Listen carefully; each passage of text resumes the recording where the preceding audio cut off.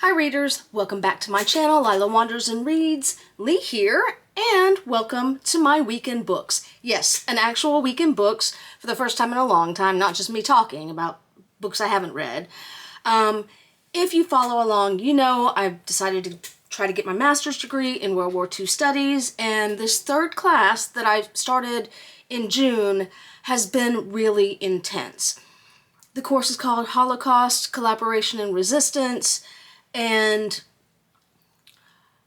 you can tell that this teacher, the professor, really put some thought into this course, because I've had to put a lot of thought into it, and I've learned a lot. I feel like I finally kind of turned a corner, not in how well I do, but in understanding what it means to be a historian. I thought, and I blame Lindsey Graham, the podcaster, not the senator, and Professor Greg Jackson, that history was just telling stories, but it's actually a lot more than that. And so before I get to the books, some news. For this class, I have to do a presentation, and one of the ways you can send it is upload a YouTube link. And so that is what I'm going to do. So my presentation for this course will be available on YouTube no later than July 10th. I just submitted my thesis and methodology proposal, and like 6 weeks ago I didn't even know what that was. And waiting for approval on that. So if approved, these books that I'm going to talk about that I read, all of them I finished this week. One of them I finished last year. But these books are going to be a part of that, where I get the information for my paper. So I'll start with A Partisan's Memoir, Woman of the Holocaust by Faye Schulman. Faye was an ordinary teenager when the Nazis invaded her small town on the Russian border. She had a large, loving family, good friends and neighbors, most of whom were soon lost in the horrors of the Holocaust.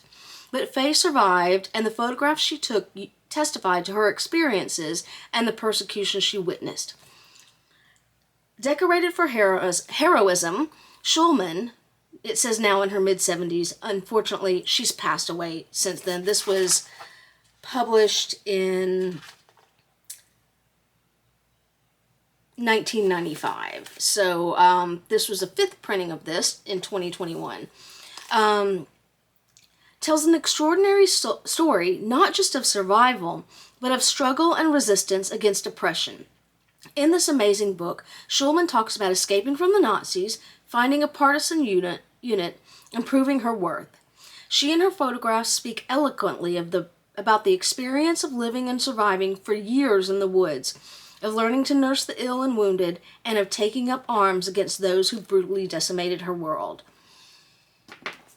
I do not remember learning much about World War II in school, only the basics.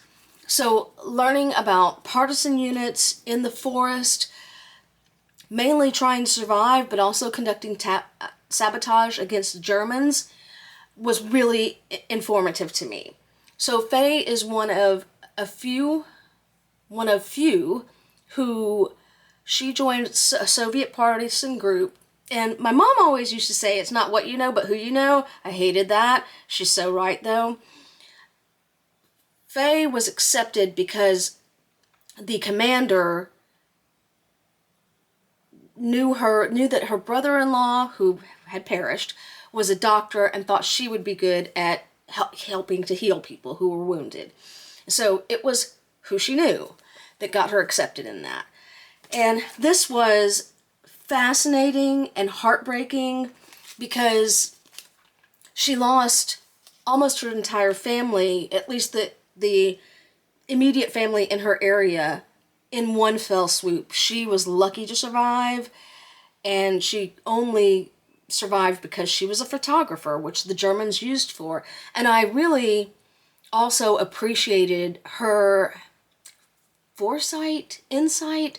The Nazis made her take pictures of the Jews that they murdered, and she made a copy for herself. So I appreciate that. There are pictures in the book. I will not show it. I can't find it on the Holocaust Museum website, so may be a private photo that she just kept for herself.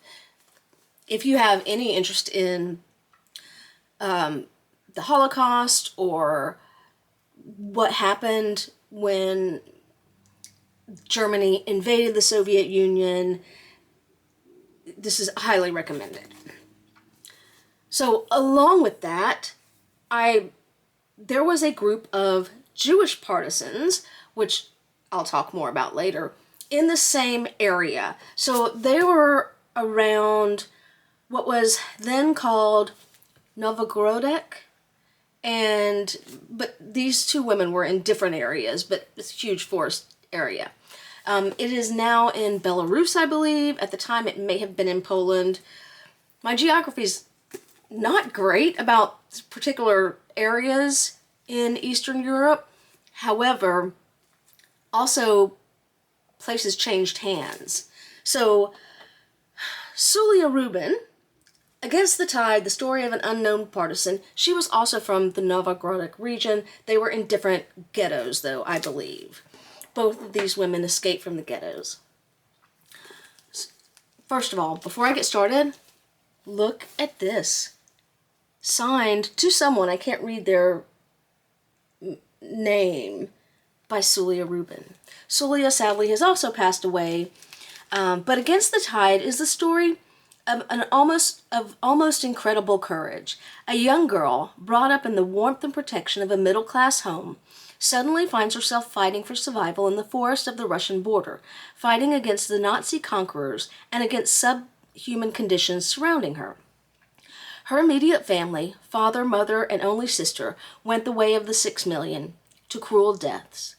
Memories of a pleasant, sheltered childhood in the filth and squalor of an inhuman war. After the war, she could not face life in the graveyard of her family and her people, and undertook another struggle, no less dangerous than the first, against the communists to escape to the free world. The new life she and her husband found in the U.S. was not easy, but with the courage they had shown in the old world, they could not fail to succeed in the new. Against the Tide is a gripping personal story, yet it is far more than that! Exclamation point. There's 2 of them in this blurb. It is a survivor's monument to those who did not make it. It is a testament to a whole generation that vanished. It is a timely reminder, lest we forget. So Sulia was in the Jewish partisan unit led by the Bielski brothers. And I watched a bit of a interview with her from the mid-90s. This was also published in 1980. And Sulia was a character. I wish I could have known her because she was like a Spitfire. She was armed. Her husband, forced husband, got her a gun, but she didn't, if I'm recalling correctly, she really did not go on any active, actions against the Germans. Maybe she did, but not a whole lot. So her primary job at first was to cook, and she didn't know how to cook because she grew up sheltered, and she really didn't have any other skills, so her skill was to get a man, which, according to what I've read, that was a lot of people's skills. You had a man to protect you, and you had a marriage, and that was how you stayed alive. No judgment, whatever you had to do. Sulia's, like I said, she was a hoot. I just, this could have used a good editor. This was published in Israel, 1980. A good editor could have smoothed things over a little bit. As it is, you get Sulia's entire personality, and it's kind of fabulous. It's just, she's a lot. She's a lot. There's a part in the very end where she is in Paris, and she calls, this is like decades after the war, and she calls over a prostitute to their table to eat with them. And I loved it. I loved it. But one of the things that was striking to me, and the reason that what I'm trying to focus on in my thesis, if approved, is post-traumatic stress in women in armed resistance. And it came to me through two sources that I'll actually talk about next. But both Faye and Sulia talk about PTSD in a sense, even though it wasn't called that back then. But they talk about how things come back to them and they can't forget about it. And in the interview I watched with Sulia, she talks about even to that day in the mid-90s, when she would drive past a tunnel, she'd be like, oh, that'd be a good shelter. So it never left her, this struggle for survival.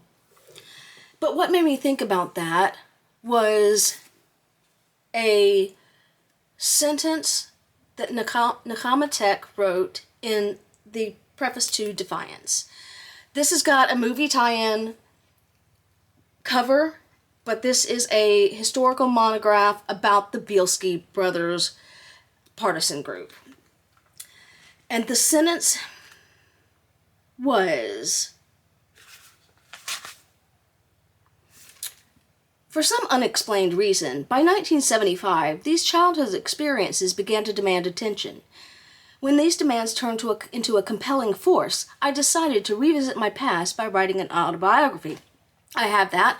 Considered using it, but since I'm narrowing the scope to women in armed resistance, Nechama actually passed as a non-Jew in where she lived. But that sentence, for some unexplained reason, and I was like, girl, there's an explanation. You have trauma. It comes back up. You can't just go on without dealing with it. And that is how she dealt with it. So, movie tie-in. There is a movie called Defiance about the Bielski brothers.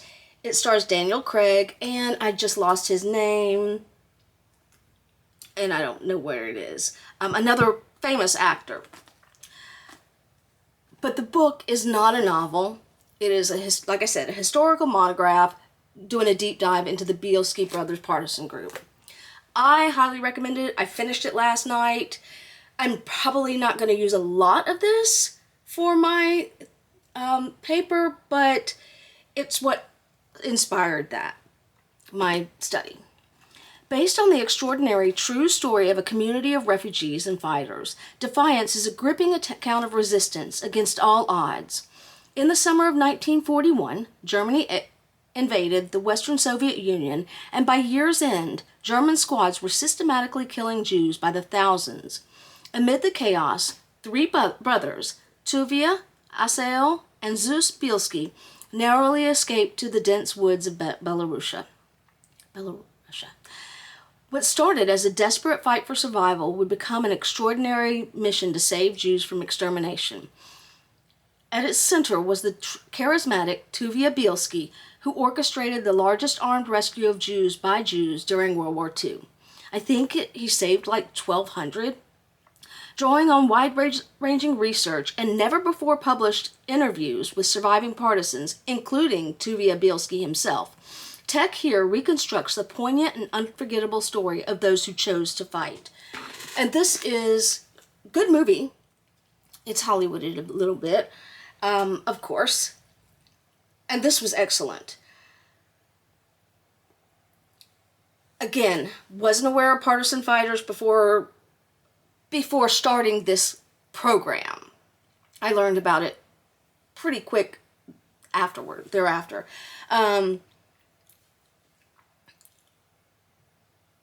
Most Soviet partisan units, and the Bielskis had to work with Soviet partisan units, especially towards the end when the Soviets were sending people to direct the partisans and assist in the war effort.